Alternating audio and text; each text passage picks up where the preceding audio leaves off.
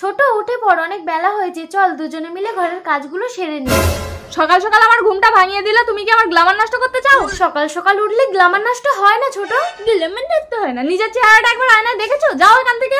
আরে তুমি তো গিয়ে নামে নামে দুটো কাজ করতে পারো, নইলে কথা হবে। ও তুমি তাহলে তোমার বৌদিকে লাগিয়ে দিয়েছো? আমি জানি তোমার বৌদির সাথে তোমার লাইন ছিল।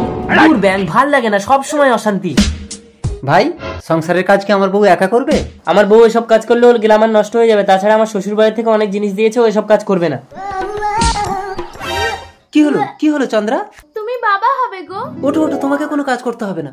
কার না কার বাচ্চা পেটে, তাকে আবার যত্ন করো। আখি, চুপ করো দর্শন। কি হলো তোমার আখি? আমি মা হতে চলেছি দর্শন। 9 মাস পর। দুধটা খেয়ে নে ছোট, তোর বাচ্চার স্বাস্থ্য ভালো হবে। দিদি তোমাকে না বলেছি আমার সামনে যখন আসবে তখন মুখ ঢাকা দিয়ে আসবে, না হলে আমার বাচ্চা তোমার মতন কালো কুৎসিত দেখতে হবে। আখি, বৌদি এই অবস্থায় সংসারে সব কাজ করে না খেয়ে তোমার জন্য দুধ নিয়ে আসলো, আর তুমি বৌদিকে অপমান করছো। ও বৌদিকে কিছু বললে তোমার গায়ে ফোসকা পড়ে না? এই বাচ্চা যদি তোমার মতো দেখতে হয় সেদিন তুমি আমার রূপটা দেখে নিও। আখি, ঠাকুরপো, আখির পেটে বাচ্চা, ওর গায়ে হাত তুলবে না। বৌদি কি হলো তোমার? আখি দাদা, কি হলো ভাই?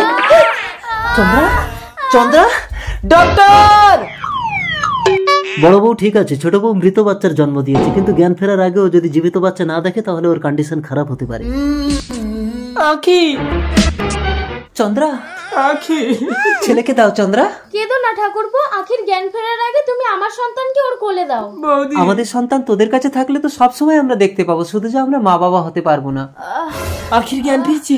মরা বাচ্চা আমাকে দাও ঠাকুরপো। আমার বাচ্চা, আমার বাচ্চা। আমাদের ছেলে তো অবিকল তোমার মতো দেখতে হয়েছে দর্শন। আর ওর কি হলো? আমি মৃত সন্তানের জন্ম দিয়েছি আখি। পেটে বাচ্চা নিয়ে বাড়ির সমস্ত কাজ করলে তো মরা বাচ্চা হবেই। কেঁদো না চন্দ্রা, আমাদের ছেলে কি হবে? ওদের ছেলে মানে তো আমাদেরই ছেলে। না, আমাদের ছেলেকে নিয়ে আমরা অনেক দূরে চলে যাব। দ্বিতীয় ভাগ দেখতে চাইলে প্লিজ বলুন।